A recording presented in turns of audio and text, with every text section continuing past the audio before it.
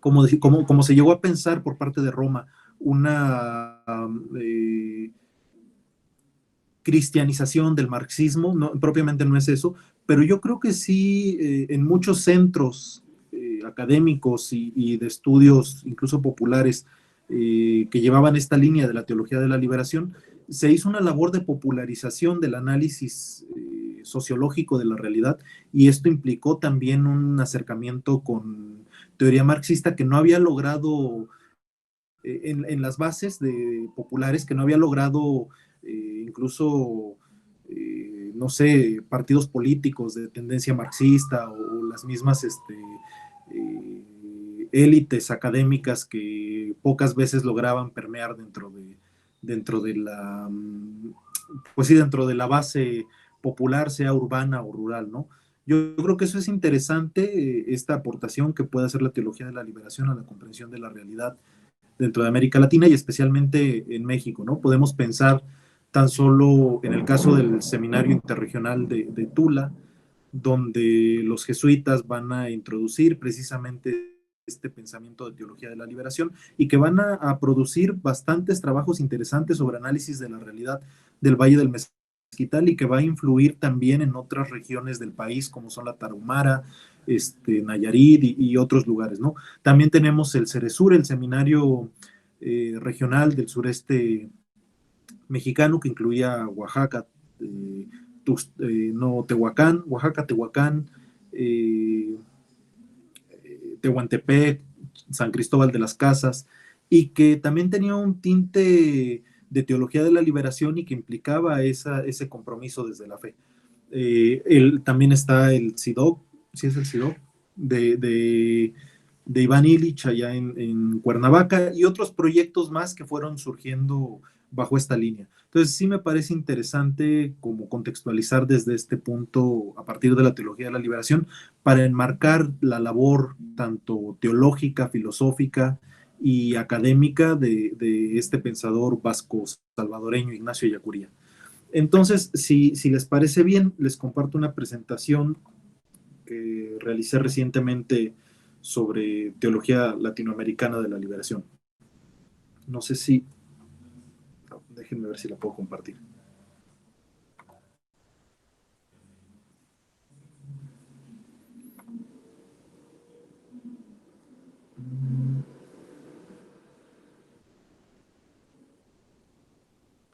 Ustedes no saben cómo puedo compartir la... Creo que ya.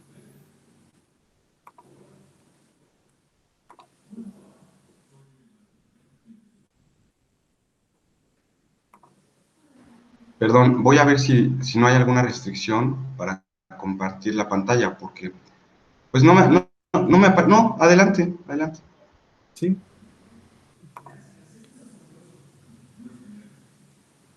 Eh,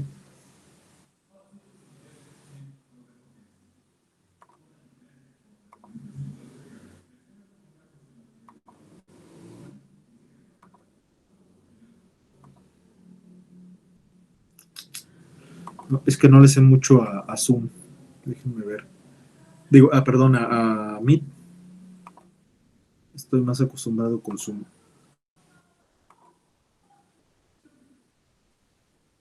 No te preocupes, yo tampoco sé usar esta cosa. Hablamos de teologías latinoamericanas, aunque la más popular será la teología de la liberación, que surge por allá de 1968 con la segunda conferencia del episcopado latinoamericano. Tenemos también otras teologías diferentes que se van produciendo en América Latina y que tienen su propia particularidad. Dentro de ellas está la teología del pueblo, que se va a desarrollar en Argentina, y también la teología intercultural, que será más cultivada dentro del ambiente brasileño. En el caso de la teología del pueblo tenemos algunos importantes expositores, como Lucio Guerra, que fue un eclesiástico argentino que llegó a ocupar importantes cargos dentro de la Iglesia Católica, y un sacerdote jesuita, Juan Carlos Escanone, que además de teólogo es uno de los principales exponentes de la filosofía de la liberación. Lo interesante de esta teología es que va a ser un acercamiento ético-antropológico del análisis de la realidad, es decir, va a partir desde la vivencia antropológica de lo religioso del propio pueblo latinoamericano. Curiosamente no va a lograr hacer un análisis sociológico de la realidad. Si acaso Escanone tratará un poco ahí de vincular teología de la liberación y teología del pueblo, pero no llega como a hacer ese análisis sociológico y tampoco una denuncia clara a las condiciones de opresión del pueblo. Prácticamente se queda esta teología del pueblo como en el compartir, con un poco populacheramente, ¿no? Compartir las festividades, la religiosidad propia de los pueblos latinoamericanos, pero no llega a ser una denuncia propiamente. En esta teología podemos ubicar nosotros, por ejemplo, al Papa Francisco, que es también argentino, y se deja ver, ¿no? Cómo su discurso, pues más que de denuncia, va un poco más como a retomar y sacar a la luz las experiencias religiosas del pueblo. Ahora ya como pontífice un poco se ha acercado a la teología de la liberación, pero no termina, no lo podríamos enmarcar totalmente en esta corriente. La teología de la liberación, la distinción entre estas dos teologías es precisamente el acercamiento socioanalítico de la teología de la liberación. A partir de este análisis de la realidad es como va a poder interpretarla desde la fe y lanzar un compromiso práctico en torno a la transformación social. También está la teología intercultural, ahí el principal exponente será Marcelo Barros, aunque también hay otros. La particularidad de Brasil es la población afrodescendiente. Prácticamente el 90% de la población brasileña tiene alguna raíz africana negra, esta población ha conservado bastantes de su cultura, de sus tradiciones religiosas, y la va a poner a dialogar con el cristianismo. Entonces, estas serían básicamente como las tres teologías que han surgido en América Latina. En el contexto histórico de la teología de la liberación, nos encontramos con un proceso de renovación intraeclesial. Por un lado, ya desde los años 30, 40 en Europa empiezan a surgir los llamados curas obreros, sacerdotes católicos que abandonan la parroquia para instalarse en las fábricas como trabajadores y a partir de ahí hacer un trabajo de evangelización en las masas. En los años del 62 al 65 se llevará a cabo en Roma lo que se conoce como el Concilio Vaticano II, que es una reunión de obispos de todo el mundo para tratar ciertos temas doctrinales o pastorales. En este caso fueron temas pastorales que buscaban poner al día a la Iglesia Católica frente al mundo moderno que avanzaba a una velocidad que había dejado atrás a la Iglesia. Ya en el 67, con Pablo VI como papa, se va a publicar la carta papal Populorum Progressio, donde trata de retomar algunas de las problemáticas mundiales en términos sociales que estaba viviendo, pues sí, el mundo. Recordemos que nos encontramos en medio de la Guerra Fría, en una situación donde, por un lado, África está conquistando su independencia y por otro lado, en América pululan las guerrillas y las dictaduras militares. Entonces, Pablo VI va a escribir esta carta sobre el desarrollo de los pueblos oprimidos y va a ser una fuerte denuncia sobre la responsabilidad de los países de primer mundo frente a la situación de marginación en la que se encuentran los países del tercer mundo. En América Latina propiamente surgirá también un movimiento de sacerdotes del tercer mundo que buscará compartir las experiencias de opresión del pueblo pobre. También tenemos en el contexto la Revolución Cubana del 59 y algunos pensadores en términos de liberación como son Paulo Freire, Franz Fanon o la propia teoría de la dependencia de la CEPAL de la ONU. Junto con esto también nos encontramos con diferentes dictaduras militares en Guatemala desde el 54 y en otros años más, Argentina, Brasil, Bolivia, Chile hasta el 73, pero ya se estaba gestando ahí un movimiento importante en Chile con Salvador Allende, en Uruguay también, y por supuesto las guerrillas de liberación en los diferentes países latinoamericanos.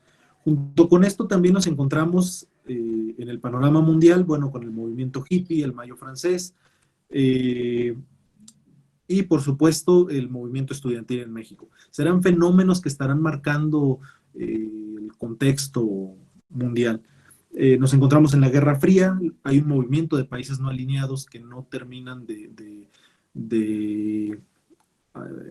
alinearse, vaya la redundancia, con ninguno de los dos bloques. Nos encontramos con el mundo dividido entre el mundo occidental y el bloque soviético, y por otro lado también la guerra de Vietnam. Van a ser como fenómenos que influirán en la gestación de la teología de la liberación. Encontramos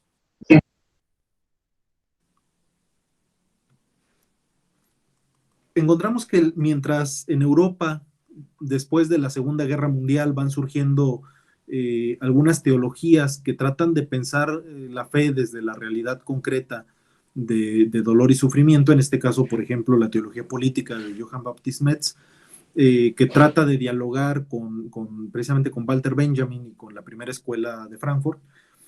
Nos encontramos con que estas teologías europeas dialogan casi exclusivamente con la filosofía, en este caso con estos autores. Pero la diferencia entre la teología de la liberación y la teología política será el diálogo con las ciencias sociales. Mientras que la teología política europea y las demás teologías, como son la de Karl Rahner y otros más, van a dialogar precisamente con estos filósofos europeos. La teología de la liberación buscará echar mano de los métodos de análisis social de la sociología y otras ciencias sociales para tratar de interpretar la realidad.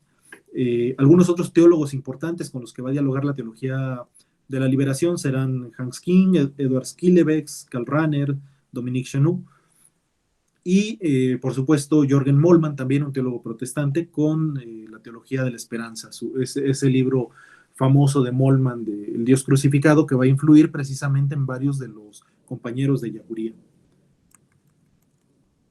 Los padres de la teología de la liberación serán dos principalmente. En el campo del protestantismo será Rubén Alves, un brasileño psicoanalista y pastor bautista, si no me equivoco, que va a publicar en el 71 su libro Una teología de la esperanza humana.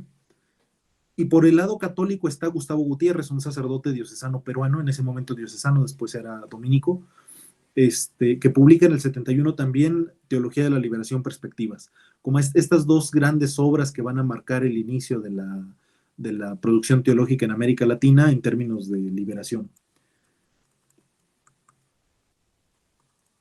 Lo interesante va a ser que esta teología surge como una teología eclesial, es decir, surge desde la iniciativa de los obispos, no es propiamente una teología que surja de las ideas de académicos locos, podríamos decir, sino que más bien surge de la experiencia concreta de pastores que experimentan la situación de opresión y pobreza del pueblo latinoamericano. Es de destacar dos documentos de la Conferencia de Medellín, que se da en el 68, el documento de pobreza y el documento de pobreza en la iglesia y el documento de justicia y paz. Estos dos documentos van a ser interesantes porque van a hacer uso precisamente de las ciencias sociales para analizar la realidad y la situación concreta en la que está viviendo el pueblo latinoamericano. Ya desde el 65, el Concilio Vaticano II, en la Constitución Gaudium et Spes, había pedido a los teólogos que, para acercarse a las realidades humanas, escucharan y echaran mano de la metodología científica. Hasta ese momento la teología pretendía tener verdades absolutas que aplicaban para toda la realidad, y el Concilio Vaticano II va a hacer ese cambio, va a pedir que la teología, en un acto de humildad, reconozca que ella no es una ciencia pura y que tiene que echar mano de otros saberes. En este caso, los obispos lo harán desde las ciencias sociales, y va a tener especial eco dentro de estos documentos la teoría de la dependencia. Ya en el 79, 10 años después, y con Juan Pablo II a la cabeza, la reflexión se centrará en el pecado estructural. Se descubrirá que, si bien la realidad de opresión tiene sus bases, hunde sus raíces en sistemas políticos injustos, sistemas políticos y económicos injustos, teológicamente descubren que lo que está detrás es una estructura pecaminosa. Esto va a ser interesante porque hasta ese momento las dictaduras militares de América Latina usaban como base ideológica esta ideología de la, ¿cómo se llama? La ideología de seguridad nacional, que básicamente lo que decía era que eran necesarias las dictaduras militares para preservar los valores cristianos fundamentales como son la familia, como son la democracia, como son los bienes privados. Y frente a esto, lo que dicen los obispos es, bueno, esa es una ideología que está dejando de lado la realidad concreta. En Santo Domingo va a recular el episcopado latinoamericano, tratarán de dejar detrás el método teológico propio de la teología de la liberación, de ver, juzgar, actuar, y prácticamente va a ser una agenda impuesta desde Roma. Aparecida, que es ya de este milenio, del 2006, va a retomar ese método latinoamericano. La metodología propia de la teología de la liberación partirá de una una metodología espiritual de las juventudes obreras cristianas, y tratará de hablar o será más bien una metodología tripartita. Por un lado, hablará de una mediación socioanalítica, una mediación hermenéutica y una mediación práctica. Lo interesante aquí es que esta metodología de análisis social y de compromiso práctico con la liberación se va a popularizar dentro de las comunidades eclesiales de base, con lo que se conocía en las EPS como el ver, juzgar, actuar, y que va a tener fruto dentro de estas comunidades. Algunos incluso llegan a hablar de las comunidades eclesiales de base como un movimiento de ilustración popular. Entonces, bueno, va a ser interesante como todo este proceso, ¿no? Bueno, hay un poco más, pero yo creo que con esto, como contexto de la teología de la liberación, es suficiente. Ahora les quisiera compartir la presentación propiamente sobre Yacuría. No sé si quisieran comentar algo respecto a este breve recorrido histórico.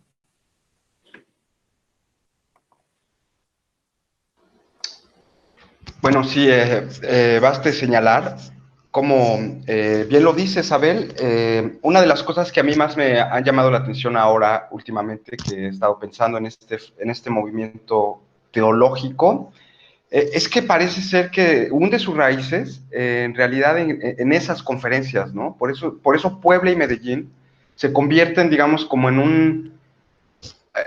una nueva, o como en el centro, ¿no? Digamos, de la preocupación de esta nueva teología latinoamericana.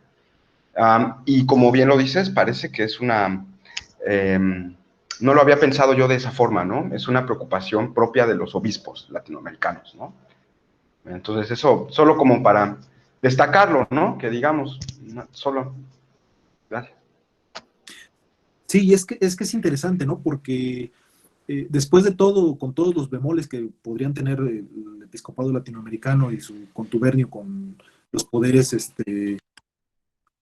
fácticos de ese momento, pues se trataba de personas que estaban cercanas a la situación que vivía el pueblo, ¿no? Pensemos que realmente la Iglesia Católica es una de las instituciones más extendidas a nivel mundial, y tiene pues una raigambre dentro de Latinoamérica que no se puede negar. Entonces, ya desde los años 30, 40 empezamos a ver personajes preocupados por la cuestión social, como un Alberto Hurtado en Chile, o un Carlos Mujica en Argentina, o el mismo Camilo Torres en Colombia, que va a morir dentro de la guerrilla a principios de los años 60. Y estos personajes que son teólogos, que son sacerdotes, y que esa misma sensibilidad los lleva a un compromiso sociopolítico, aún antes de la teología de la liberación. Lo interesante entonces con Medellín es que, si bien se rescata y se impulsa esta sensibilidad social, se le da un marco teórico, ¿no? Un marco de referencia dentro de las ciencias sociales, que propiamente no tenían de manera individual cada uno de estos personajes, ¿no? Entonces, eso a mí me parece interesante en cuanto a Medellín.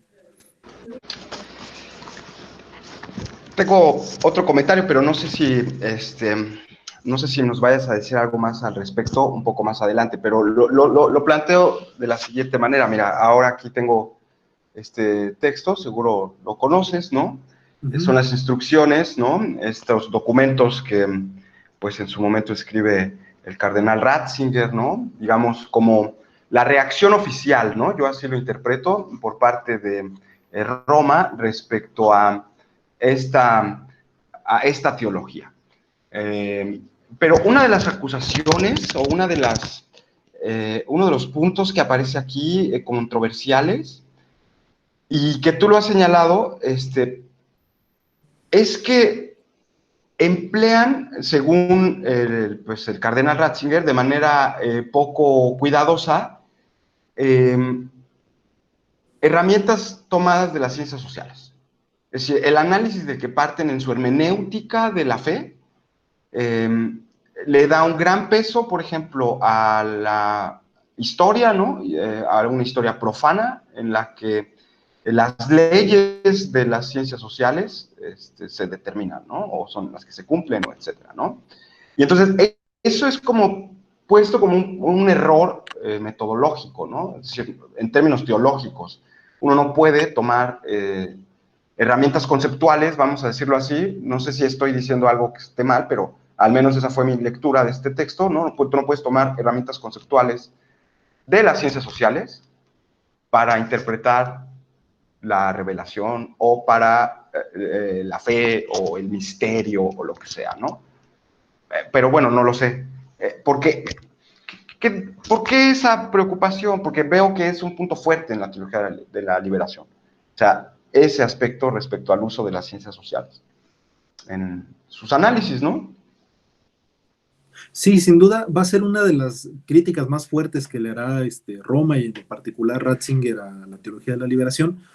Eh, pero me parece que hay un problema porque Ratzinger no alcanza, o por lo menos no lo hace evidente, que él está partiendo también de otro presupuesto filosófico eh, pagano, ¿no? Podríamos llamarlo así.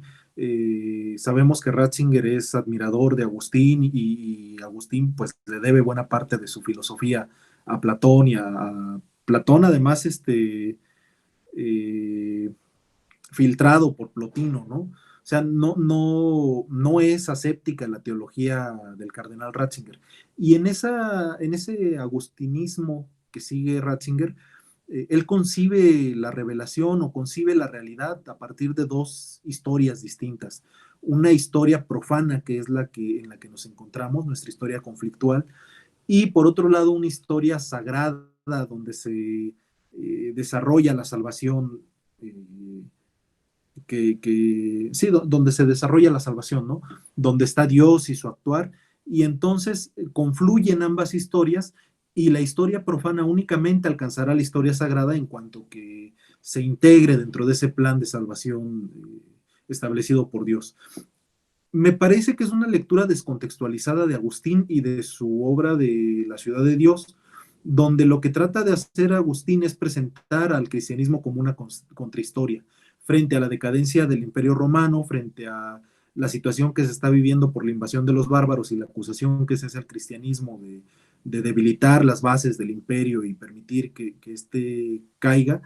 Lo que está haciendo Agustín es afirmar que no, que el mismo imperio está cayendo por su decadencia moral y lo que representa el cristianismo es una visión totalmente distinta de mundo y de historia.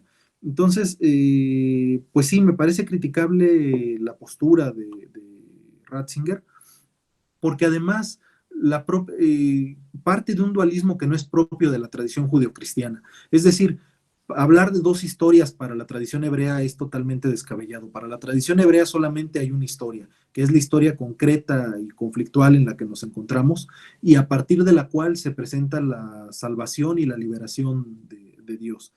Y esto es lo que van a rescatar los teólogos de la liberación, que hay una sola historia y que en esta historia es donde se manifiesta, donde irrumpe la salvación de Dios. Les quiero compartir con esta intervención, yo creo que sí es importante hablar un poco entonces, antes de hablar de Yacuría, hablar del método teológico latinoamericano. Ya lo voy ay, ¿dónde quedó? Así.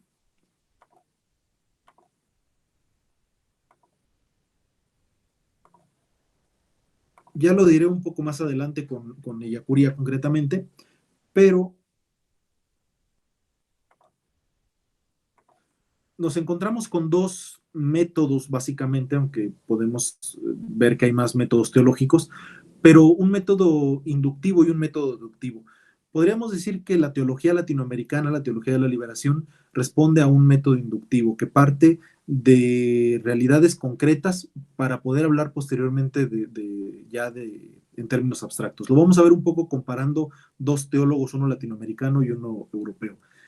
Eh, Básicamente son tres pasos de la teología latinoamericana que después han asumido también estos pasos otras teologías contextuales como son la teología queer, la teología feminista y la teología negra, otras teologías más que se han desarrollado a partir de estas intuiciones de la teología de la liberación. El primer paso, la mediación socioanalítica, sería un acercamiento a la realidad, tanto para Clóvis Boff como Gustavo Gutiérrez, la teología es un acto segundo, es decir, la teología parte primero de una praxis de liberación concreta del pueblo. Gutiérrez va a decir eso, que la teología parte de una praxis de liberación del pueblo oprimido, pero Clóvis Boff, siguiendo al teólogo, me parece que es suizo, Edward Schillebeeckx, va a decir Clóvis que lo primero es una experiencia de fe. A partir de esa experiencia de fe, sigue una praxis de liberación y posteriormente en un acto tercero sí surge una reflexión teológica sobre esa experiencia de fe y esa praxis de liberación. Lo que va a decir Gustavo Gutiérrez es que primero hay una praxis de liberación y posteriormente una reflexión teológica. Por tanto, es necesario primero conocer la realidad a partir de la cual se va a hacer teología. Y para este conocimiento, este acercamiento a la realidad, se hace a partir de un análisis sociohistórico.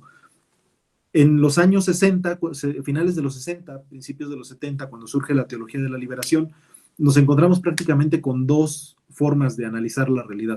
Por un lado está una visión desarrollista, que va a ser fomentada por los Estados Unidos a principios de los 60 con John Kennedy.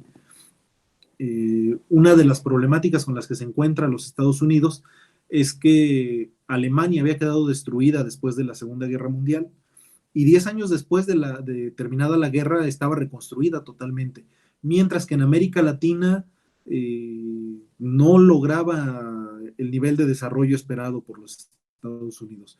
Por lo tanto, lo que se propone es un plan de desarrollo a partir de modelos económicos que se han aplicado en los países del primer mundo. Se esperaría que aplicando estos mismos modelos el mundo lograría salir adelante, las naciones subdesarrolladas lograrían ese nivel de desarrollo propio de los países del primer mundo. Ese era uno de los acercamientos socioanalíticos con los que se contaba en ese momento en las ciencias sociales, y por otro lado era una visión más dialéctica de la teoría de la dependencia, que va a elaborar la CEPAL por allá de los años 60.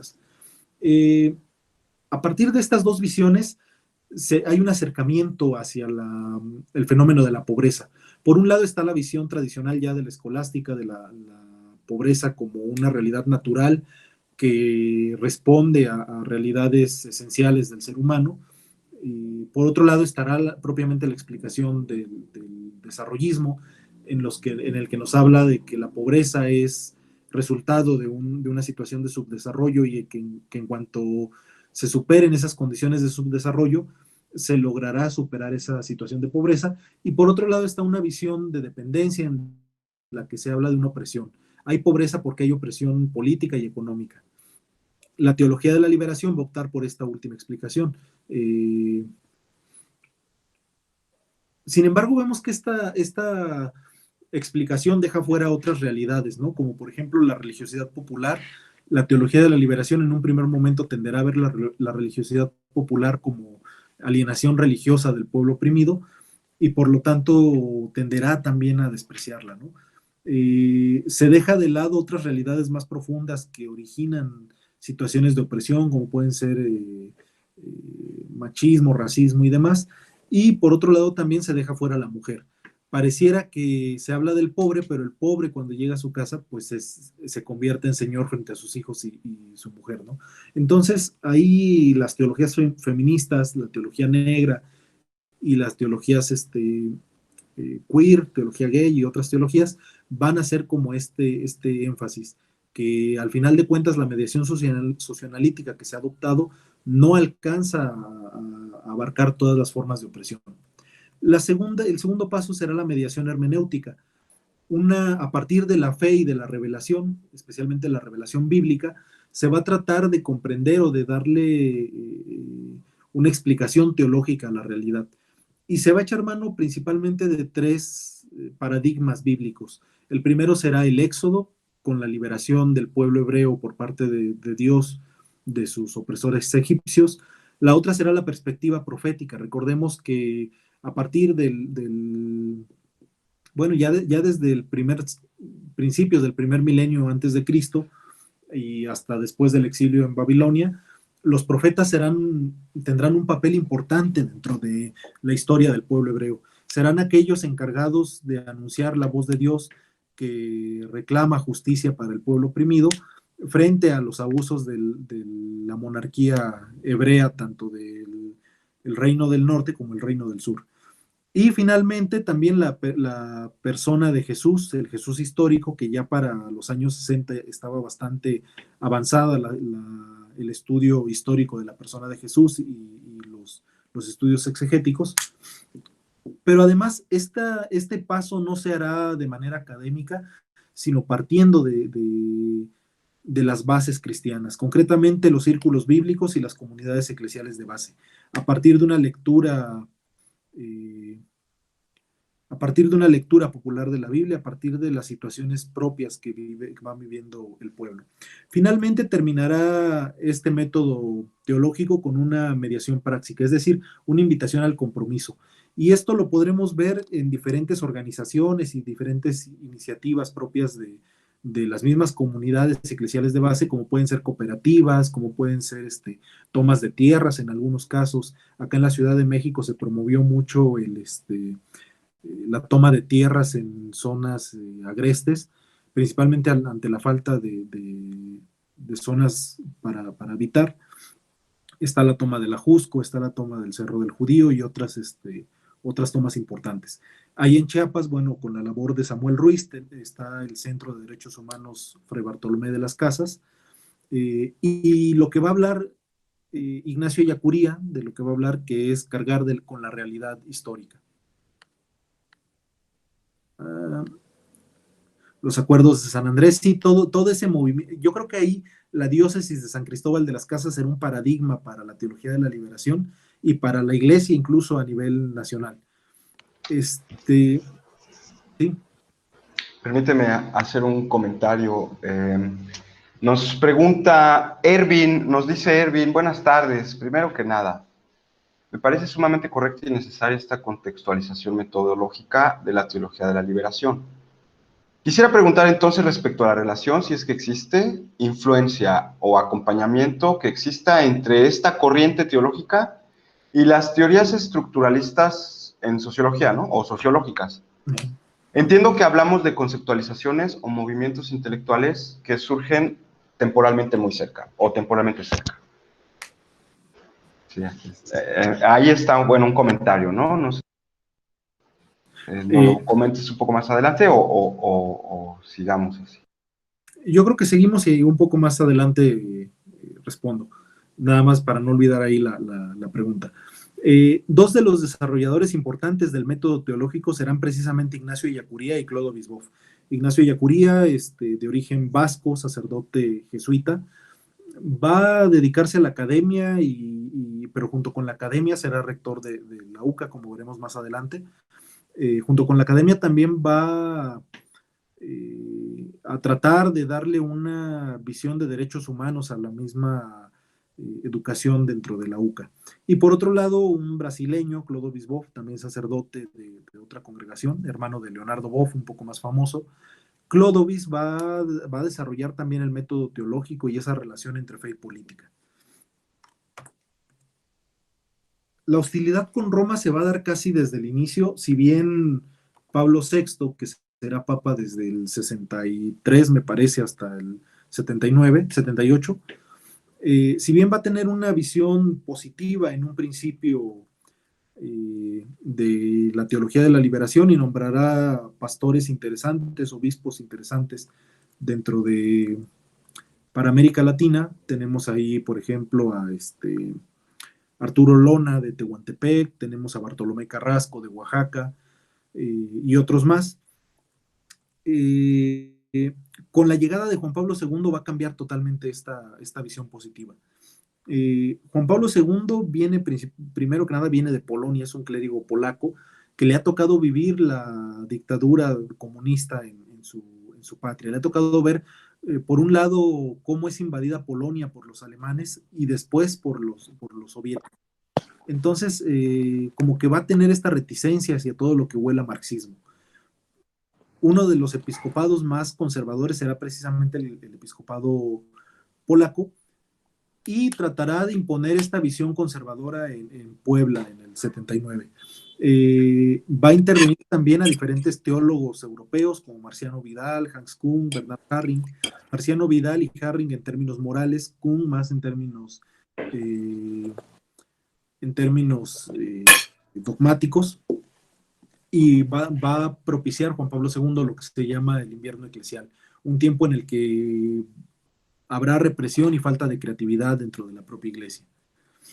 Esta instrucción que ya nos mostraba Francisco hace rato será publicada por la Congregación de la Doctrina de la Fe allá en 1985, más o menos, sí, en el 85, justo cuando es el momento más álgido de la persecución hacia la teología de la liberación. Por esos años inicia el primer silenciamiento hacia Leonardo Boff, este teólogo brasileño, que al final terminará dejando el ministerio y la orden franciscana, y a su hermano Clódovis también, y a otros teólogos importantes. Joseph Ratzinger, en ese momento cardenal de la Congregación para la Doctrina de la Fe, ahora Benedicto XVI, va a criticar a la teología de la liberación principalmente en 4 puntos importantes.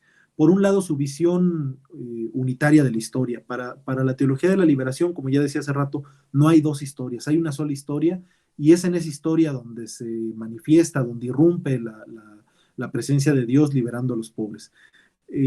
Para Ratzinger eso será una politización de la salvación y también un reduccionismo de lo mistérico, de lo salvífico. Por otro lado, también va a hablar Ratzinger de la teología de la liberación como una reducción del mensaje cristiano a un mesianismo político. Tal vez ahí podríamos cuestionarnos nosotros ya desde este lado qué tan correcta era esa interpretación de Ratzinger.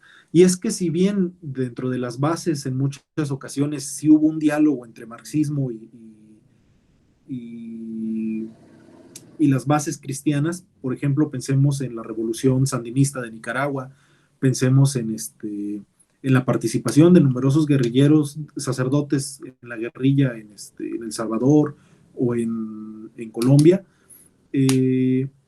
A nivel teórico y académico, los principales teólogos de la liberación pues sí mantuvieron cierta distancia con posiciones, con el marxismo, y en general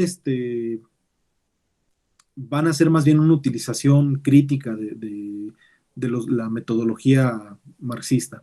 Por otro lado, habrá una crítica hacia la teología de la liberación de un inmanentismo, es decir, que se cierra a toda trascendencia y considera o relee los fundamentos del cristianismo en términos sociopolíticos. Más bien lo interesante sería aquí ver cómo la teología de la liberación logra darle un contexto eh, sociopolítico, histórico, a términos como salvación, como liberación, incluso otros elementos importantes como son los mismos sacramentos y la revelación dentro del cristianismo. Finalmente, acusará Ratzinger a la teología de la liberación de un uso acrítico del marxismo, lo cual va a ser bastante respondido por los teólogos de la liberación, que afirman que el uso de algunos conceptos y algunos métodos de una corriente sociológica no implica la aceptación acrítica de todo su fundamento filosófico. Eh, Todas estas respuestas que van a dar la teología de la liberación obligará a Ratzinger a escribir posteriormente otra instrucción, tratando de enfatizar de manera más amable los puntos que él considera apropiados de la teología de la liberación. Esta instrucción se llamará Libertad Cristiana y Liberación, la va a publicar un año después y bueno, va a responder como a estas críticas, ¿no?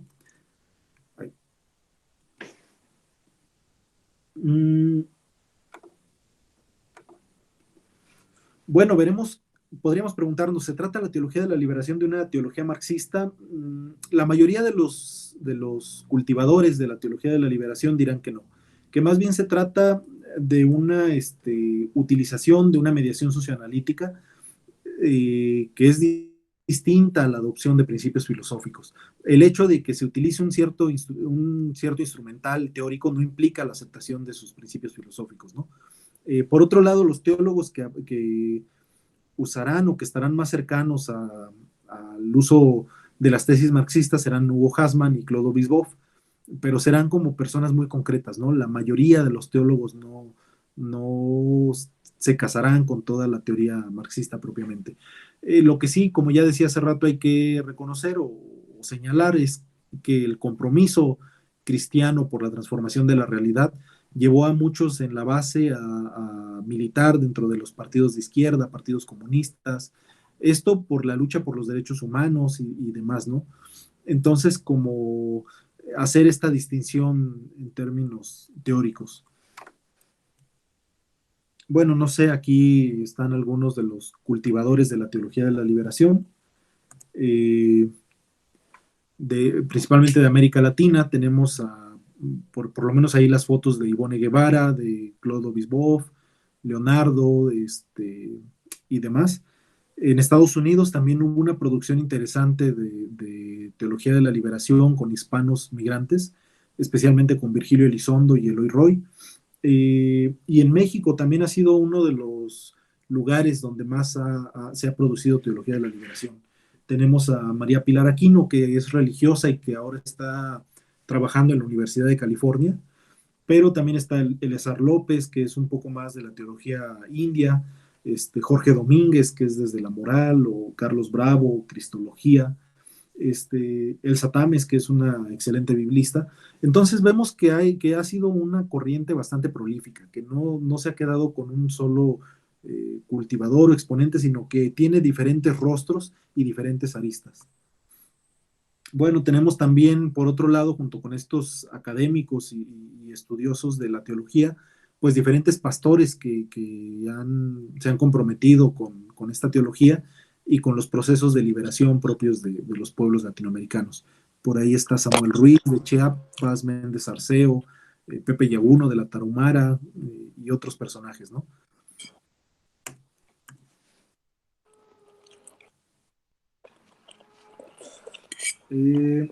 Bueno, ahora podemos ver algo de Yacuría propiamente.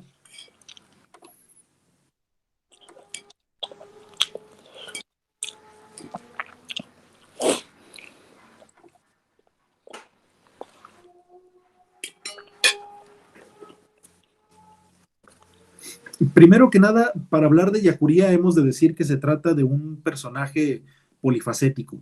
Es si bien es reconocido como teólogo y como filósofo, bueno, también es interesante su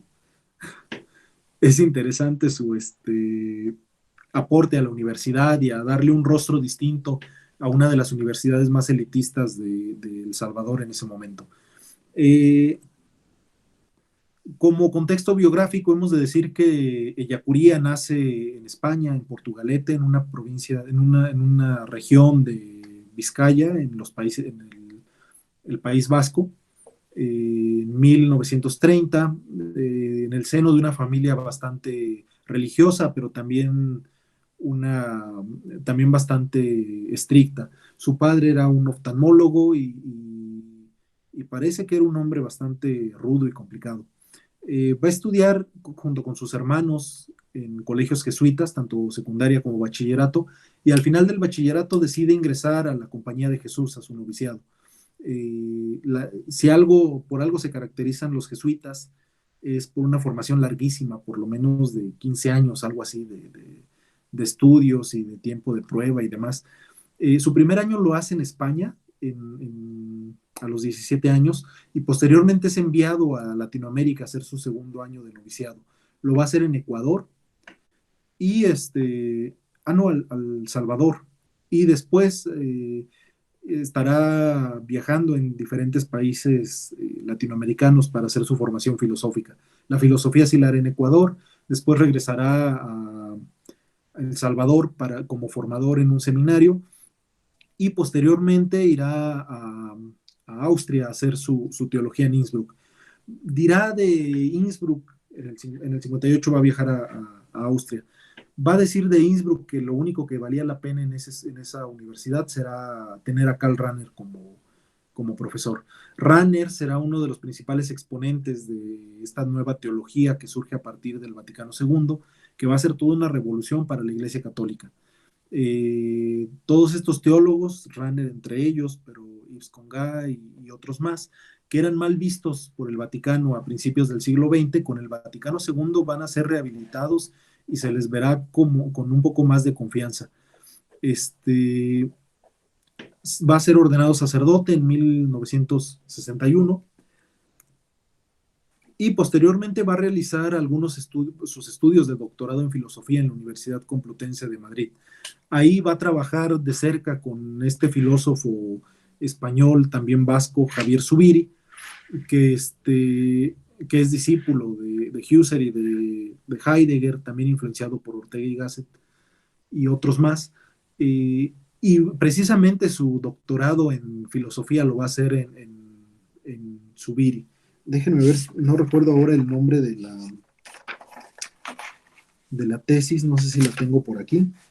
Sí, su tesis precisamente se llama La principialidad de la esencia en Javier Zubiri, y dado que Zubiri no era profesor en la Complutense de Madrid, tendrá que ser su asesor como un poco clandestino, por decirlo de algún modo, ¿no? Esta tesis no está publicada porque le falta todavía un estudio crítico para poder ser publicada, pero que es bastante interesante. Son 2 tomos de 400 páginas cada uno.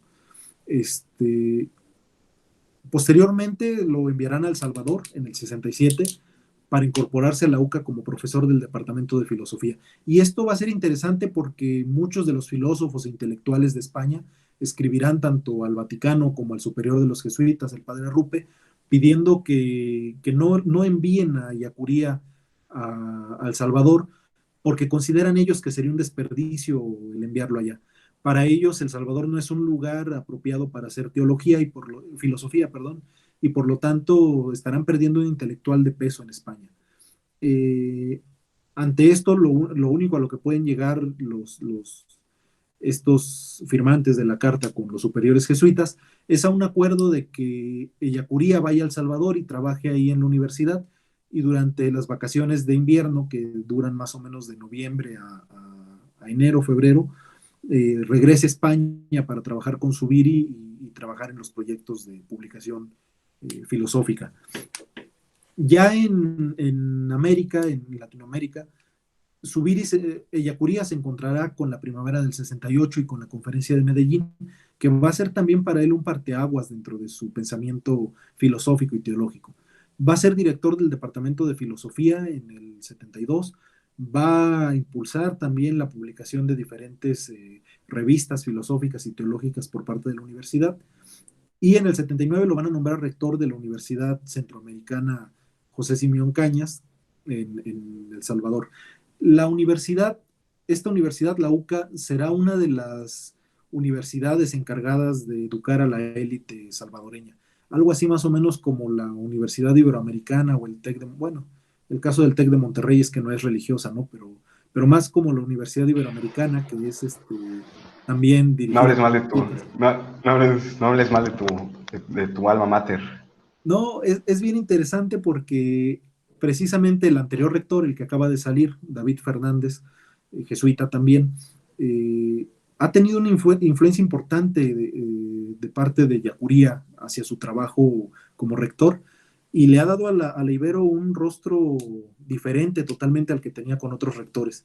Logró David Fernández que una tercera parte de los alumnos de la universidad fueran becados, o sea, que procedieran de medios populares, tanto de barrios como de medios rurales, pero no tanto como para llenar una cuota de presencia, sino más bien para que, lo que él decía, transformaran a la universidad desde dentro, que pudieran darle otra mirada a la universidad y que pudieran partir la visión de los académicos desde la realidad histórica del país. Entonces, es interesante esto porque Ellacuría va a crear escuela frente a los jesuitas en cuanto a la forma de desempeñar su labor educativa en la universidad. En el 80 va a ser asesinado Monseñor Romero, este obispo del Salvador que inicia como un obispo bastante conservador, pero al ser testigo de la situación de masacre que vive el pueblo salvadoreño, y especialmente cuando le matan varios sacerdotes comprometidos con las causas populares, va a dar un giro de 180 grados y va a empezar a tener un compromiso más claro hacia las mayorías empobrecidas. Esta muerte va a marcar también bastante a Ellacuría y le va a permitir como dar pasos en cuanto a, por un lado, justo con la muerte de Monseñor Romero se desata la guerra civil en El Salvador, y la postura de Ellacuría será conciliadora, será tratar de resolver por vías pacíficas esta problemática. En el 79 vive su primer destierro, es expulsado de El Salvador, y además, como era presidente de la Fundación Javier Zubiri, pues estará en estos tiempos de destierro como llevando también los trabajos con Zubiri. Hasta el 83 que muere Zubiri, trabajarán en la publicación de nuevas obras zubirianas, y precisamente Zubiri decía que él ya no publicaba nada si antes Ellacuría no lo revisaba. Ya desde el 81, a un año del conflicto armado en El Salvador, él plantea que es necesario salir del conflicto por medio del diálogo. En el 83 es nombrado director del seminario Javier Zubiri ante la muerte de Zubiri, y en el 89 recibe en Barcelona el premio de la Fundación Comin, otorgado a la UCA. Ahí va a pronunciar un importante discurso en donde denuncia la intromisión de Estados Unidos y la dificultad para llegar a una salida dialogada al conflicto. Y algunos días después, esto es, me parece que el 9 de noviembre del 89, y algunos días después es asesinado a su regreso a El Salvador dentro de la misma universidad. Para ese momento la guerrilla ya se había posicionado en buena parte de la capital de El Salvador, y los enfrentamientos callejeros eran comunes. Entonces lo que habían hecho los jesuitas, que tenían una comunidad, una casa a las afueras de la universidad, es construir una nueva casa, pero dentro de los propios muros de la universidad, para estar más seguros ante la violencia que se vivía. Justo cuando se estaba estrenando esa casa, unos días antes llega el ejército para inspeccionar la universidad. Ya en varias ocasiones les habían puesto bombas principalmente dentro del editorial, y el ejército llega para inspecciona la casa de los jesuitas. Después se sabrá que en realidad era una forma de ver los lugares de reconocimiento del lugar, para en la noche llegar y asesinar a los jesuitas junto con dos trabajadoras de la comunidad que habían pedido asilo esa noche junto con el esposo. Entonces son asesinados ese día 5 de sus compañeros, 6 jesuitas en total y 2 empleadas de la universidad. Vamos a ver que Ellacuría va a ser un escritor prolífico, pero más en términos de artículos que de libros.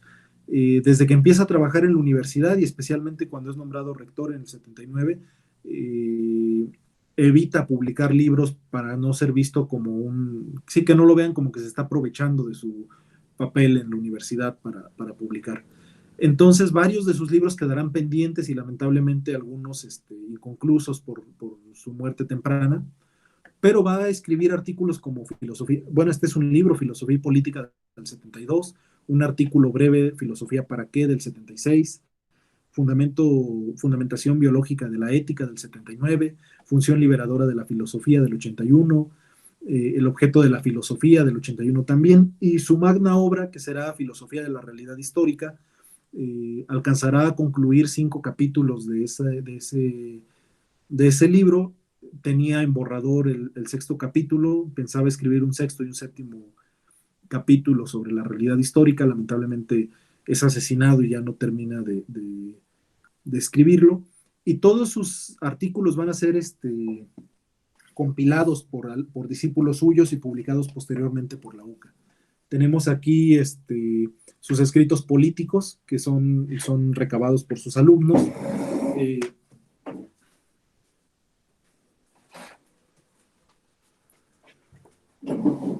Tenemos también sus escritos filosóficos en 3 tomos, igual que los escritos políticos, y un tomo de sus escritos universitarios. Y también, bueno, posteriormente, aunque quedó inconclusa, sus discípulos tratarán de publicar, o publicarán, más bien harán una publicación de filosofía de la realidad histórica, por allá del 90-91 más o menos. Ahora se está pensando en hacer una nueva reedición de este libro, porque se han descubierto nuevos manuscritos de Ellacuría. Hay todo un archivo en la UCA de sus escritos y manuscritos principalmente. Estamos hablando de los 80, entonces pues todo era prácticamente mecanografiado o escrito a mano. Y de esos documentos han ido apareciendo nuevos sobre filosofía de la realidad histórica. Entonces se está preparando ahora con Trota y la misma UCA y la Ibero una nueva edición de este libro. Ahora sí, vamos a entrar Quisiera hablar aquí rápidamente sobre 2 temas importantes que trata Ellacuría. Uno es el objeto de la filosofía, y otro sería un poco lo que él llama la fundamentación filosófica del método teológico latinoamericano. Por un lado, para Ellacuría es importante preguntarnos primero por el objeto de la filosofía. ¿Qué es lo que quiere estudiar la filosofía? Y esto para poder descubrir también cuál es el aporte de la filosofía al proceso de liberación de América Latina, de los pueblos oprimidos. Lo que dirá Ellacuría es que, primero que nada, para tratar de dar con el objeto de la filosofía, tenemos que tener en cuenta que como tal la filosofía como ciencia aspira a tener un conocimiento omniabarcante del mundo y de la realidad. Entonces, valdría la pena preguntarnos qué es aquello bajo lo cual podemos abarcar toda la realidad para estudiarla. Va a presentar precisamente en este escrito del objeto de la filosofía tres opciones de objeto de la filosofía. Por un lado, el absoluto de Hegel, o la visión, la realidad, o más que la realidad, la materia en Marx, y la realidad con Zubiri. La crítica que va a hacer Ellacuría a Hegel es que el absoluto, en cualquiera de sus denominaciones, es una idea creada por el hombre, pero no es una realidad que forme unidad real en todas las demás cosas reales. Es decir, una de las condiciones para Ellacuría para considerar un aspecto como omniabarcante es que este tiene que ser, por un lado, como lo dice su nombre, abarcar toda la realidad, pero no ser artificial, sino ser parte de la misma realidad. Y por el otro también que respete que respete las diferencias que hay dentro de la misma realidad. En ese sentido, descalifica Ellacuría al absoluto hegeliano como objeto de la filosofía, porque lo considera como algo externo a la misma realidad. Va a tener un poco más de cercanía con Marx en cuanto que acepta que es lo material en lo que ha de centrar su objetivo, la filosofía. Sin embargo, va a decir que Marx reduce en cierto modo a procesos económicos la misma realidad, y en ese sentido no termina de abarcar, o deja fuera diferentes aspectos de la realidad. En el caso de Zubiri, que es su maestro y que en cierto sentido, va a retomar su filosofía, Zubiri va a hablar de la realidad como el objeto de la filosofía, en cuanto que se refiere al modo de ser de las cosas, como unidad física de todo cuanto se encuentra presente en el mundo, de manera concreta e independiente de la conciencia humana. Es decir, aquí Zubiri va a retomar esta conciencia de la realidad ya presente con Duns Scoto y otros filósofos de la escolástica, que hablaban de la realidad como aquello que está fuera de la conciencia humana, fuera del conocimiento humano, ¿no? Que, es decir, que no depende de la conciencia para ser de tal forma. Retoma en este sentido Zubiri la filosofía escolástica. Sin embargo, para Yacuría no va la noción de realidad que da Zubiri no basta para considerarla como objeto de la filosofía. Lo que físicamente es principio de unidad es lo que metafísicamente se convierte en el objeto de la filosofía. Si bien coincide Yacuría en que la realidad será el objeto de la filosofía, que para Zubiri se refiere al modo de ser de las cosas, comunidad física, de todo cuando se encuentra presente en el mundo de manera concreta, independiente de la conciencia humana. Zubiri va a hablar de que hay diferentes, por lo mismo de que la realidad se trata de algo dinámico y procesual, también tiene diferentes niveles o diferentes partes de la realidad. Va a hablar Zubiri de realidad natural, realidad sensitiva, realidad humana, realidad económica, y aquí va a entrar en una controversia Yacuría con Zubiri, porque Zubiri considera que realidad histórica únicamente se le puede considerar a aquellos niveles de realidad que competen al ser humano y a la conciencia humana. Un poco hablando Zubiri de esto de inteligencia sentiente y su visión antropológica del hombre, mientras que para los estadios naturales o los estadios que no competen propiamente a la naturaleza humana, sino que más bien tienen un dinamismo propio de la misma realidad, lo va a llamar él evolución. Él va a considerar como esta distinción entre historia y evolución. La evolución únicamente aplica o más bien la historia únicamente aplica entonces para las realidades humanas y la evolución se centra en las otras realidades. Eh, Sin embargo, para Yacuría la realidad histórica será, o más bien lo histórico le dará a la realidad un carácter trascendente.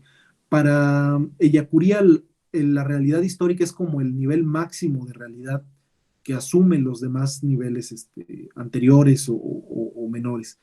Eh, entonces, la historicidad para Ellacuría será esta cualidad de abarcar todas las realidades inferiores al estar implicadas en la última. Podríamos decir cuál es la definición de Ellacuría de la realidad histórica. Bueno, él entiende la totalidad de las realidades como eh, una forma unitaria. Ay, perdón.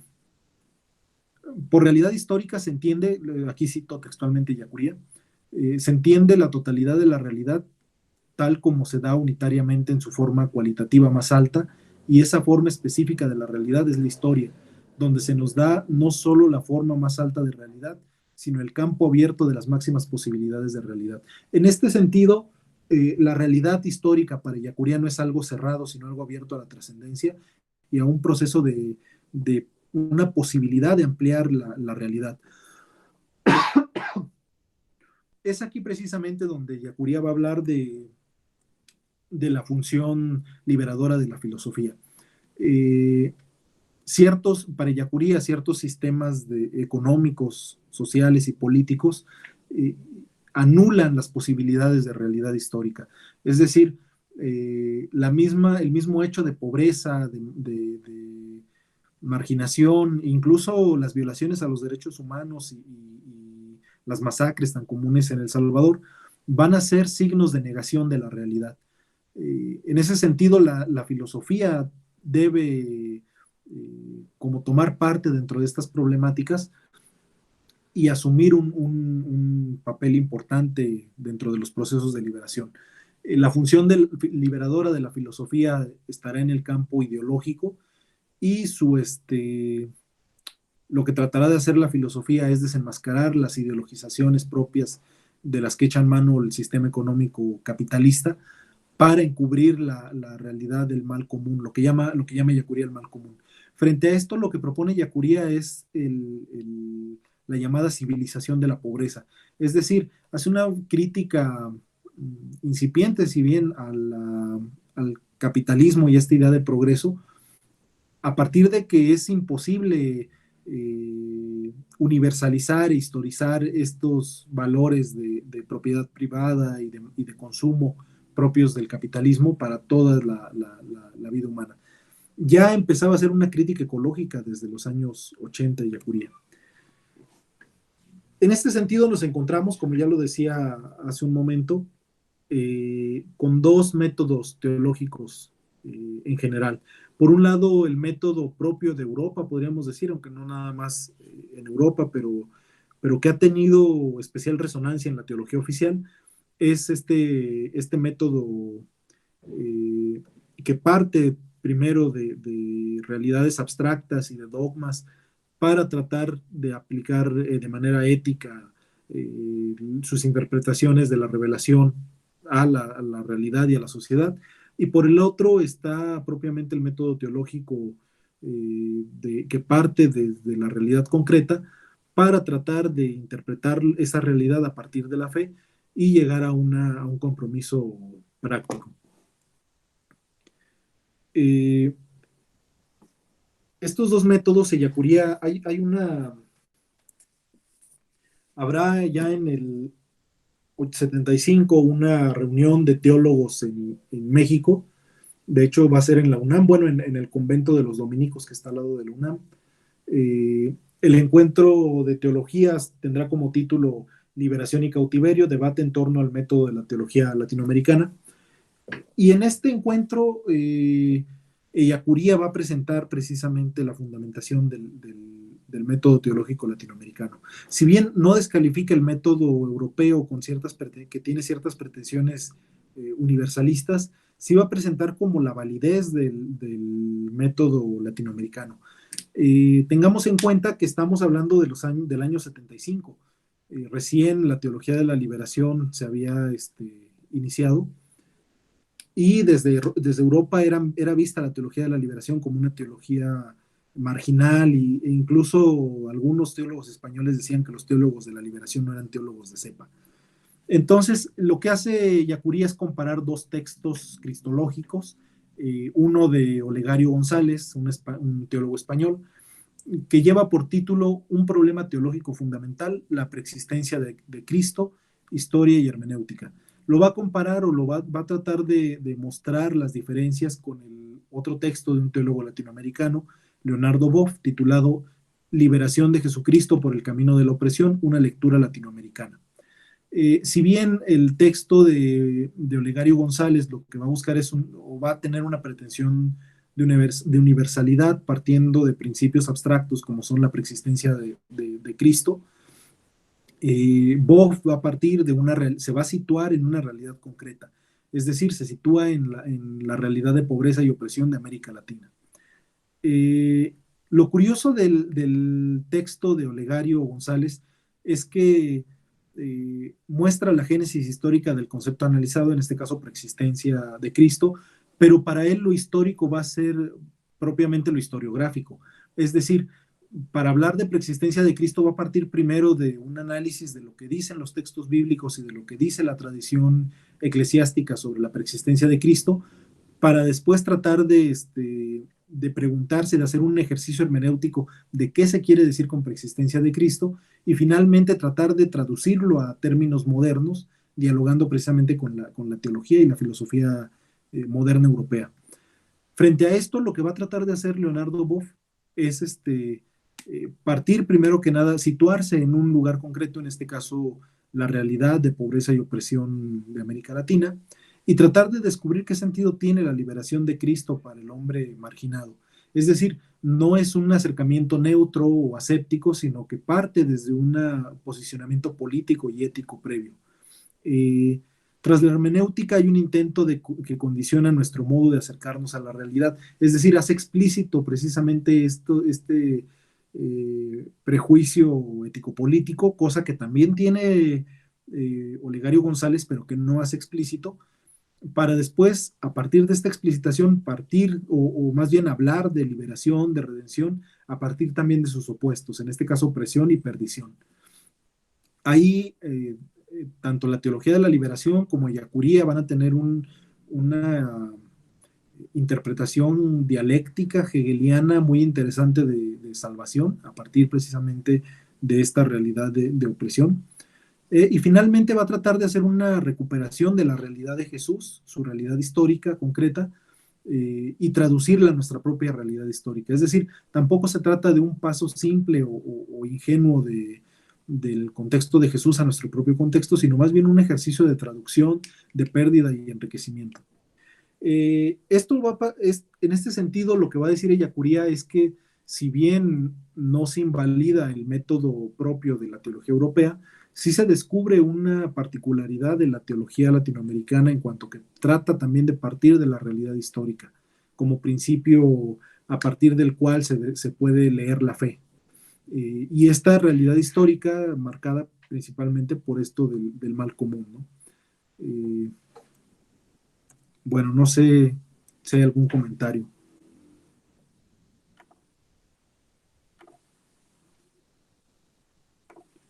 ¿Cómo ven? Bueno, bueno, pues primero que nada, muchas gracias, Abel, por su presentación. Realmente ha sido muy instructiva para mí también. Había algunas cosas que no había yo precisado sobre el pensamiento de Yacuría, digamos, ¿no? Que no tenía, digamos, tan presente. Sí, tenía esta idea un poco extraña, tal vez para mí, de la influencia que tiene Javier Zubiri en el pensamiento de Ignacio Yacuría, pero bueno, en términos generales me ha parecido una muy, muy buena charla la que nos has dado ahora. No sé si alguno quisiera, por aquí tenemos una pregunta, pero no sé si alguno más quisiera hacer alguna pregunta de los que aún seguimos por acá. Pero bueno, a ver, te hago la pregunta de hace un rato, ¿no? Ujú. Buenas tardes. Primero que nada, me parece sumamente correcta y necesaria esta contextualización metodológica de la teología de la liberación. Quisiera preguntar entonces respecto a la relación, si es que existe, influencia o acompañamiento entre esta corriente teológica y las teorías estructuralistas en sociología o sociológicas. Entiendo que hablamos de conceptualizaciones o movimientos intelectuales que surgen temporalmente cerca. Bueno, pues ahí hay Híjole. una pregunta. Bueno, yo ahí sí, en cuanto a sociología, sí estoy un poco, no soy versado en el tema, pero lo cierto es que hay una, y creo que ya lo mencionaba un poco, hay una eh, utilización metodológica de herramientas sociológicas por parte de la teología de la liberación.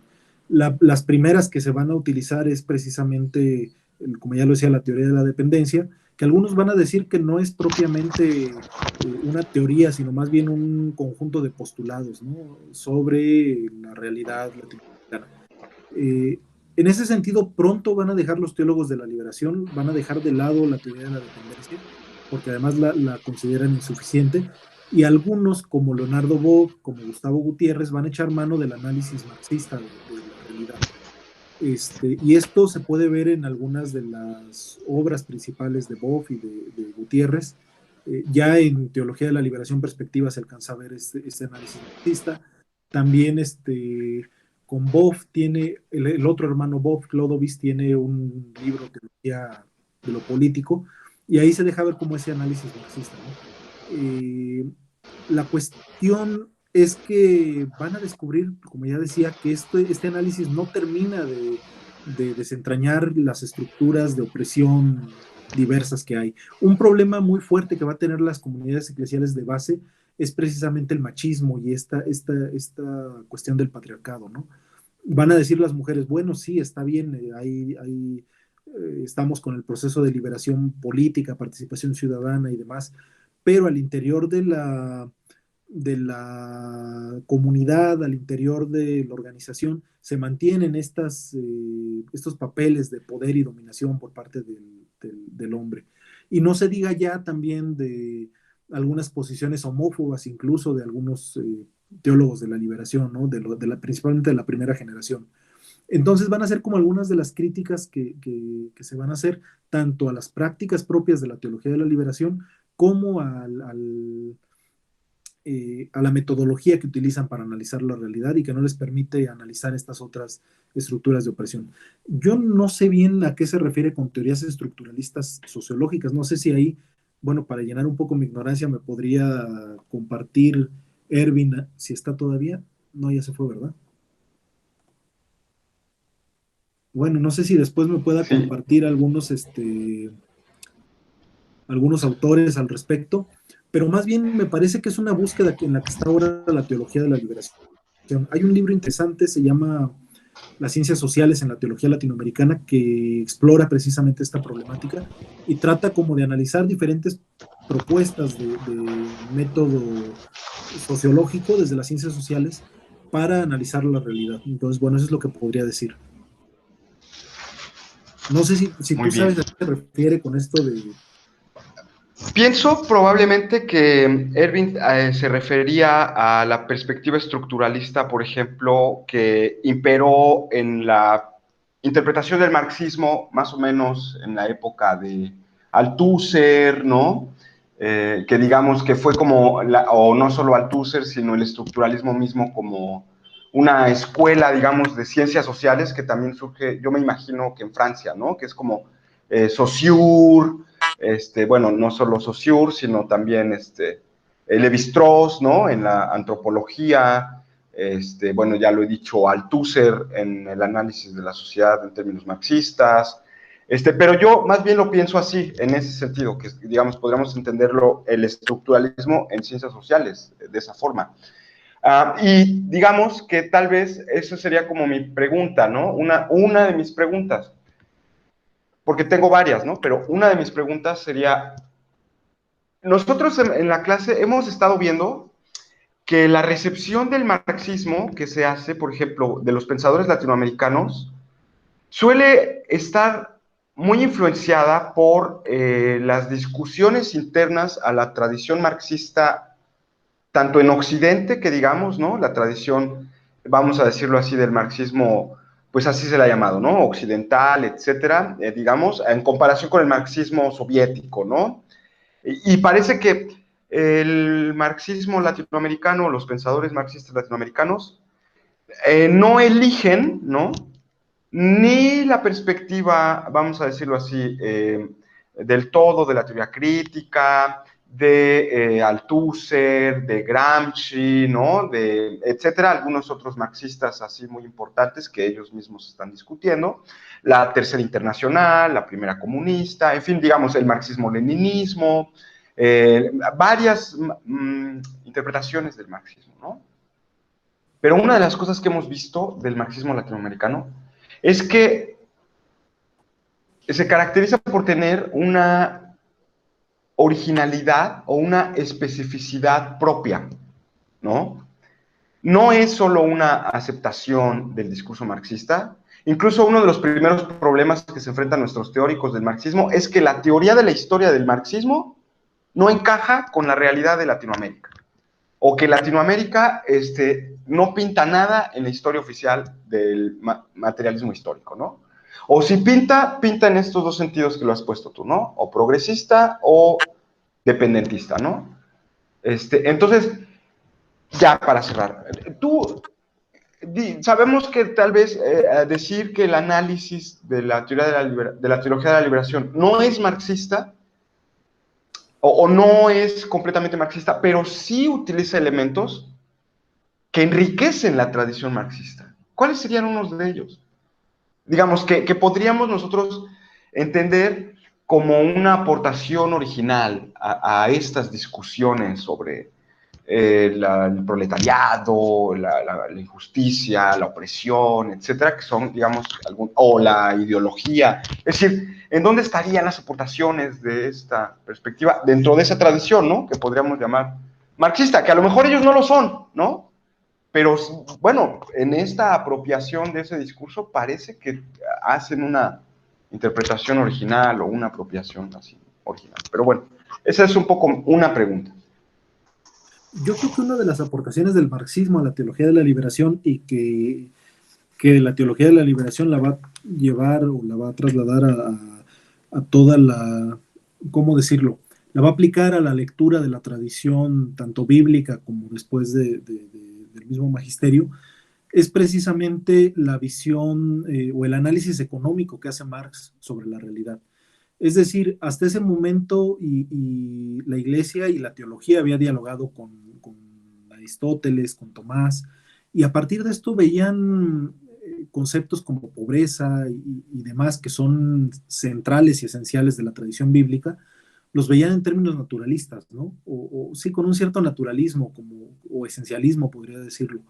Eh, y se había despolitizado bastante como el discurso eclesial respecto a estos temas. Y lo podemos ver ya a finales del siglo XIX, principios del siglo XX, en la naciente doctrina social de la Iglesia, que si bien trata como de atender a estas problemáticas a las que el marxismo, principalmente en Francia y Alemania, especialmente en Francia, había atendido y había dado cauce a las demandas del mundo obrero, la iglesia había quedado al margen, ¿no? Había quedado totalmente aislada frente a esta realidad. Algunos dicen en el siglo XIX la iglesia perdió al mundo obrero. Entonces, esta doctrina social de la iglesia, pues si bien trata de responder a la problemática propia de las masas obreras y otros fenómenos en Europa, sigue dialogando con Aristóteles y no le da como para desentrañar la problemática estructural que hay detrás de la situación de pobreza, ¿no? Entonces yo creo que lo que sí logra la teología de la liberación, a diferencia de las encíclicas papales y demás, es descubrir que hay un proceso dialéctico en la economía, ¿no? Yo creo que ese es uno de los aportes del marxismo y también que a partir de esta constatación va a tratar de interpretar o de releer la tradición judio-cristiana de pobreza incluso de la denuncia profética, sí, la denuncia de los profetas, ¿no? Contra la injusticia de los latifundistas hebreos de la monarquía, principalmente de Israel, del norte, del reino del norte, donde ante la abundancia económica se empieza a explotar a los pastores y a los campesinos judíos. Entonces, yo creo que esa es una de las cosas interesantes que le aporta el marxismo a la teología de la liberación. Eh, pues sí, es el principal tal vez.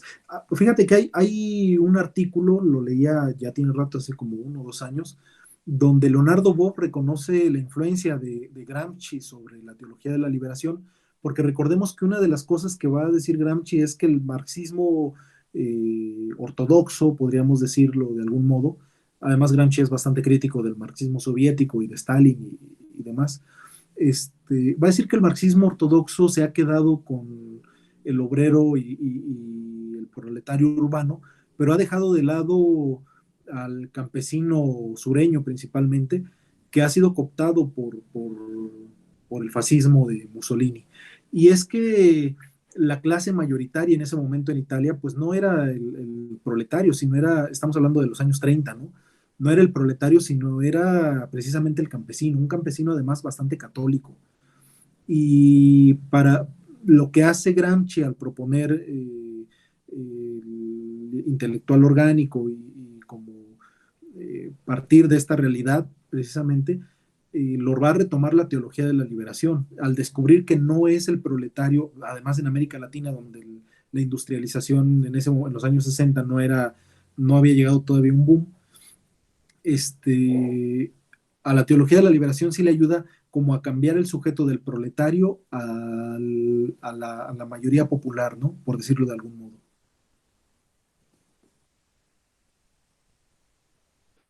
Muchas gracias, sí, porque digamos que esa es una de las grandes, diría yo, no sé, como deslizamientos de sentido del discurso propiamente marxista típico occidental europeo, en el que el sujeto de la historia es el obrero, el proletario, como bien lo dices, urbano, ¿no? Pero como ya lo habíamos visto, por ejemplo, con Mariátegui, pues resulta que, bueno, pues aquí ni obreros, ¿no? Nada, porque no hay fábrica y no hay ni burguesía, no hay nada de eso.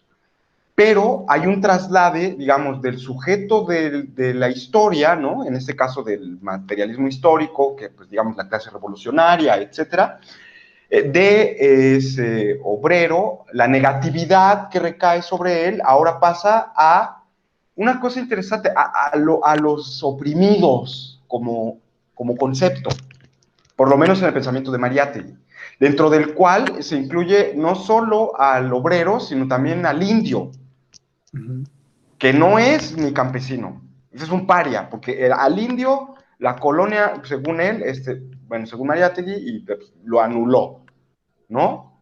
Y entonces tampoco la independencia lo integra dentro del mundo, pero él no pertenece a nada, entonces él es uno, ni siquiera forma parte de una masa, ¿no?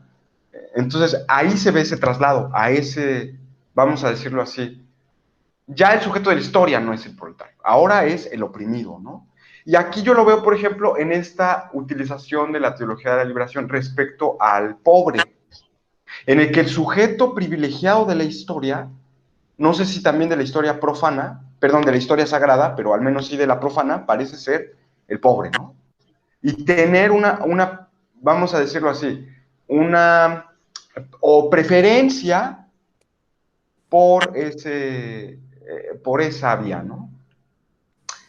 No porque la otra, no, pues es que esa no responde a la exigencia histórica, ¿no? Ponerse del otro lado. Y eso es algo como que le critican un poco a la teología de la liberación. Es que parece que tú estás tomando partido por alguien, ¿no? En lugar de negar la universalidad del mensaje cristiano. Te vuelves una iglesia de clase, ¿no? Entonces, eso, por ejemplo, ahí, digamos, son como algunas de las cosas que podrían aparecer en estas discusiones, pero no sé si alguien más de los que ya nos quedan, ya, pues es que Pues, también tienen clases, yo no solo obligo a los que no tienen, a los que tenían que estar con clases conmigo, pero a los demás tienen sus otras materias y que vayan a sus otras clases, pero, no sé, Jorge, José, si tengan alguna pregunta, alguna duda, un comentario, eh, algo que quisieran exponernos. Pues no, solo que me parece muy interesante y por eso prefiero escuchar y poner atención para conocer más el asunto. Muy bien, muchas gracias. Choche, Jorge, no, Este, José. no, maestro, todo, sí, lo que usted ya mencionaba, cuáles eran los elementos, ya que venimos saliendo un poco, que venimos hablando del marxismo, ¿no? Cuáles eran los elementos que retomaba la teología de la liberación propiamente del marxismo, ¿no? Pero pues ya en esta, fue la pregunta que usted hizo y que ya pues quedó ahí puntualizada.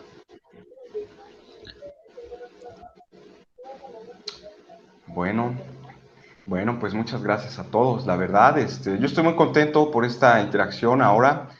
Yo sé que estamos frente a un experto, ¿no? En el tema. Y pues muchas gracias. Ya, pues seguiremos en estos temas, ¿no? Y me alegra contar con tu colaboración, Abel. Ya espero seguir todavía en estas charlas. Ahí, pues invitando a los demás, ¿no? Pero bueno, solo, digamos, una última cosa que para terminar me gustaría señalar, como una reflexión final.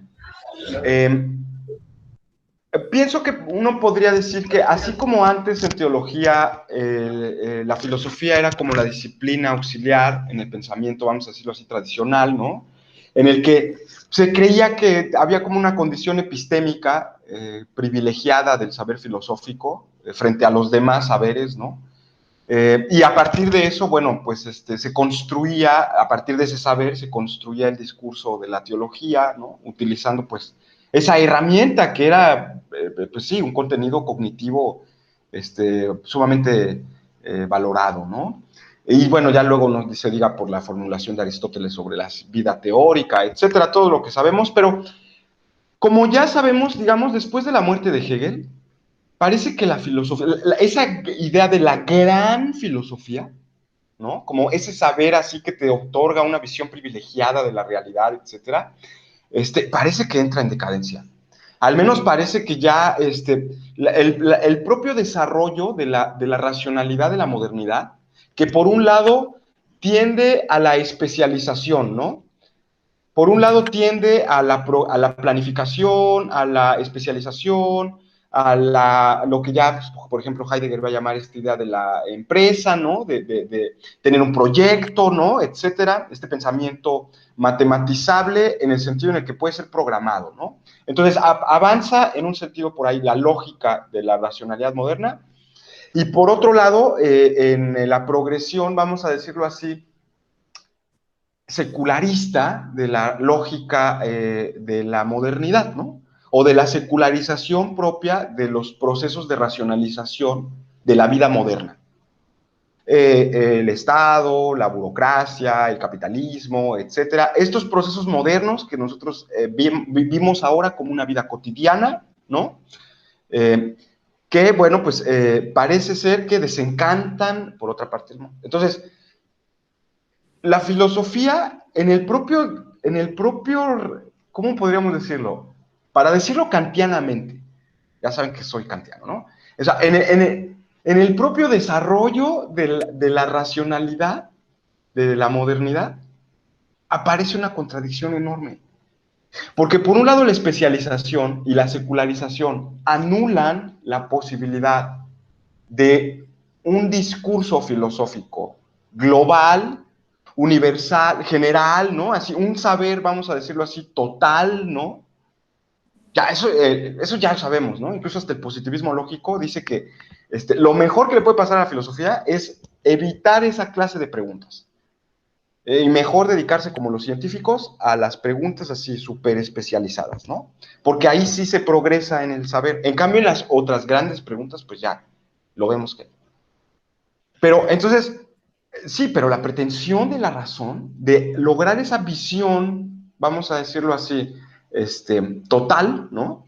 Que nos ofrece el pensamiento filosófico, pues ya no se puede. ¿Y quién reemplaza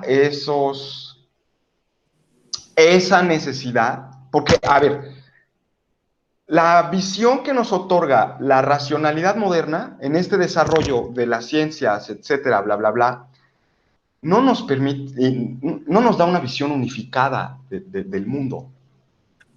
Realmente, ¿no?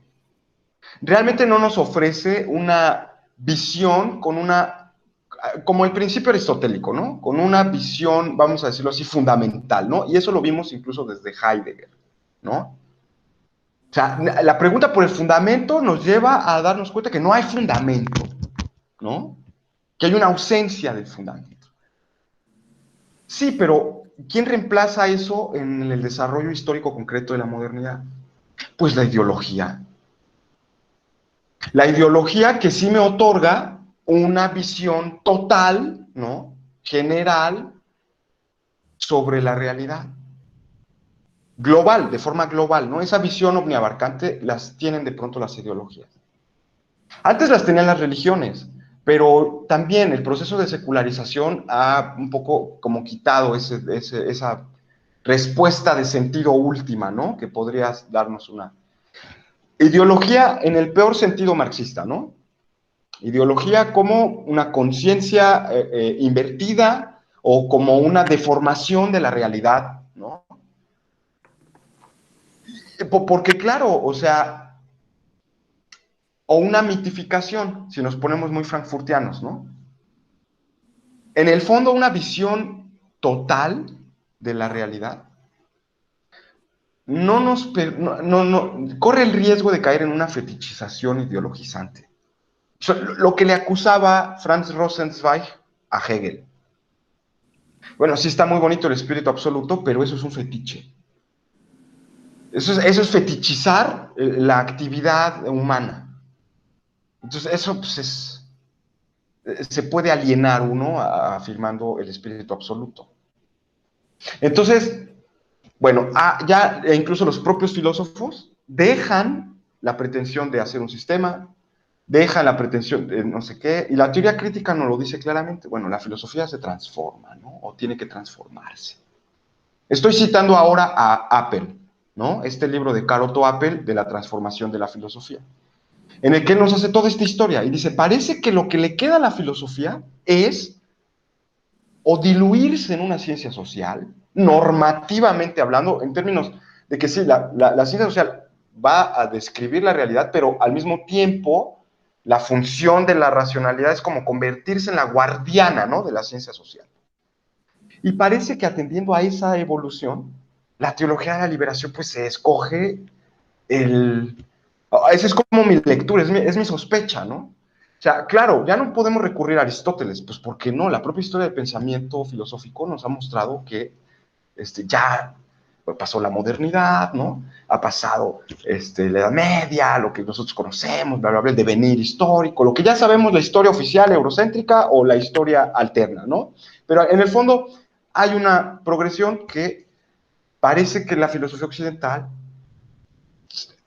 tiene o tiende hacia esa perspectiva, la disolución en una ciencia social, o, ya, pero ahí ya no me quiero yo meter porque eso ya son mis propias,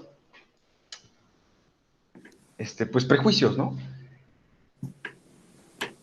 O en la rebelión estética de la posmodernidad. O sea, como que se disuelve el discurso filosófico tradicional omniabarcante. Ya no puede ser. Y qué bueno, porque esa es un poco la idea también de una crítica de la razón. Ya no podemos tener una visión privilegiada sobre la realidad. Sin embargo, esa visión privilegiada de la realidad que nos ofrece la filosofía parece que ahora la tienen las ciencias sociales. En esta disolución, ¿no?, que nos planta Apple y esta historia que les he contado, ¿no? Pero no sé, tal vez sea eso un poco la intuición que me lleva a pensar que esta clase de teólogos, si quieren dar razón de la realidad en la que están viviendo, bueno, pues entonces no le preguntes al filósofo, pregúntale al científico social. Parece que es un poco lo que nos están diciendo, ¿no? No lo sé. Sí, yo creo que dialogan ahí precisamente con esa escuela de Frankfurt. Pero además, bueno, pensando un poco lo que decías sobre la imposibilidad ahora de la filosofía de dar razón o de una razón omniabarcante, al final de cuentas la necesidad está ahí presente, ¿no? Y tal vez por ahí se puede explicar el auge ahora de los fundamentalismos y de estas posturas intransigentes que tratan como de llenar a partir de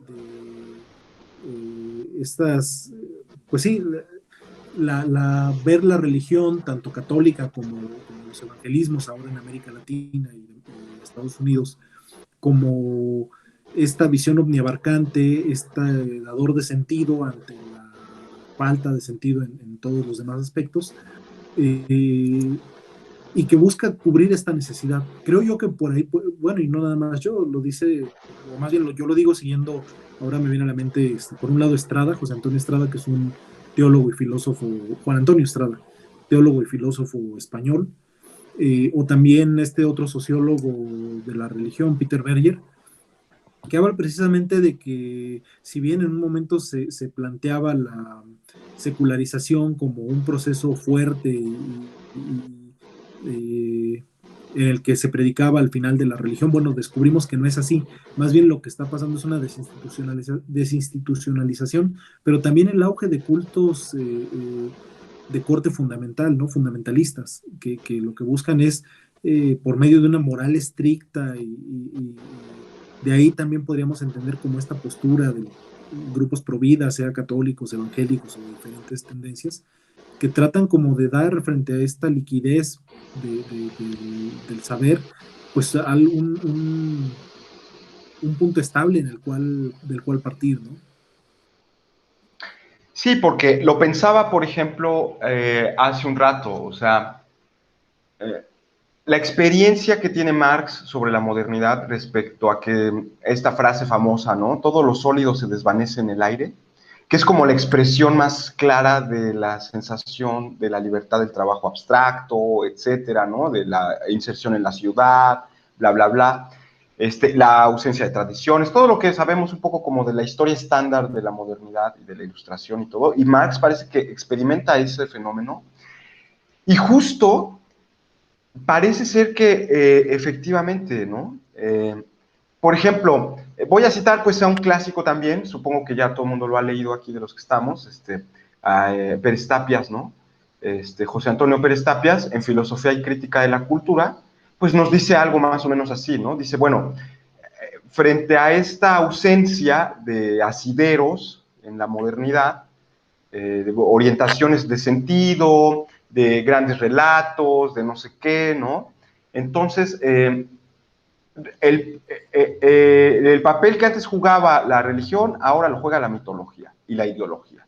Y en el peor sentido de los casos, ¿no? En el sentido de una visión completamente acrítica, ahistórica, bueno, pues todo lo que tiene justamente una visión fundamentalista. Y él, fíjese, dice que eso es parte inherente a la propia razón, y yo le creo. O sea, esa búsqueda de una visión total de la realidad, tiene razón Abel, ¿no? Yo también lo creo por ahí, es una exigencia de la razón.